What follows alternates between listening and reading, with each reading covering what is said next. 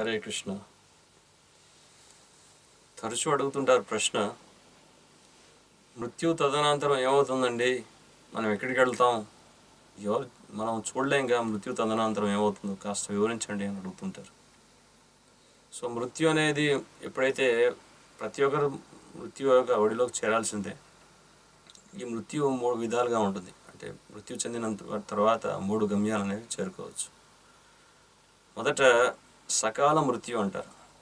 సకాల మృత్యు అంటే సరైన సమయంలో, ఆయన మరణించాల్సినటువంటి సమయంలో ఎప్పుడైతే మృతి చెందుతాడో వ్యక్తి, ఆయన యొక్క కర్మానుసారంగా ఆయన యమలోకానికైనా వెళ్ళవచ్చు, లేదా స్వర్గలోకానికైనా వెళ్ళవచ్చు.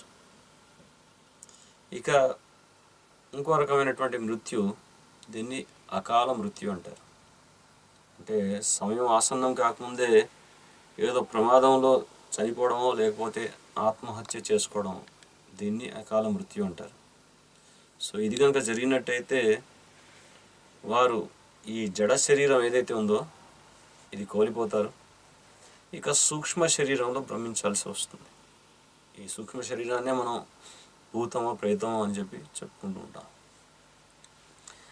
అయితే ఆయన 100 సంవత్సరాలు జీవించాలనుకోండి, ఉదాహరణకి ఒక 50 సంవత్సరాలు కనుక ఆయన మృతి చెందినట్టయితే మిగతా 50 సంవత్సరాలు అతడు ఈ సూక్ష్మ శరీరంలో భ్రమించాల్సి వస్తుంది, మళ్ళీ తిరిగి నూతన దేహాన్ని పొందేంత వరకు.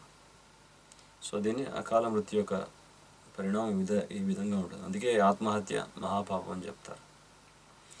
ఇక మూడవది మృత్యు, ఒక భక్తి మార్గంలో ఉన్నటువంటి వ్యక్తి తేషాం అంతగతం పాపం, అంటే తన పాపాలన్నీ కూడా పూర్తిగా తొలగిపోయినప్పుడు ఆయన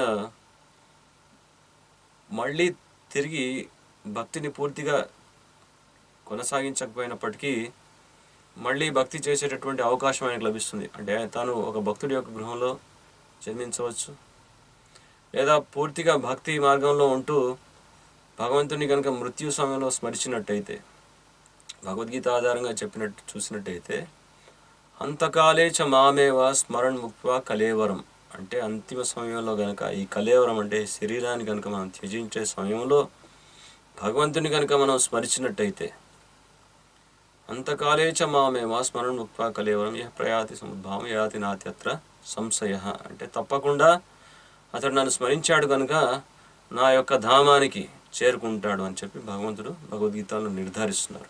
అంటే భగవంతుడి యొక్క లోకానికి చేరుకుంటామని అర్థం అన్నమాట.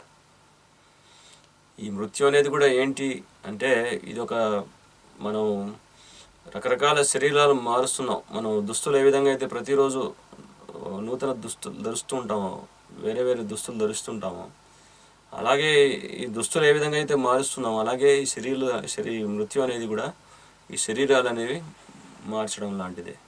84 లక్షల జీవరాశులు ఉన్నాయి. అందులో ఏ శరీరమైనా మనం దాల్చవచ్చు మన కర్మానుసారం. సో దీన్నే మృత్యు అని చెప్పుకుంటాం. హరే కృష్ణ.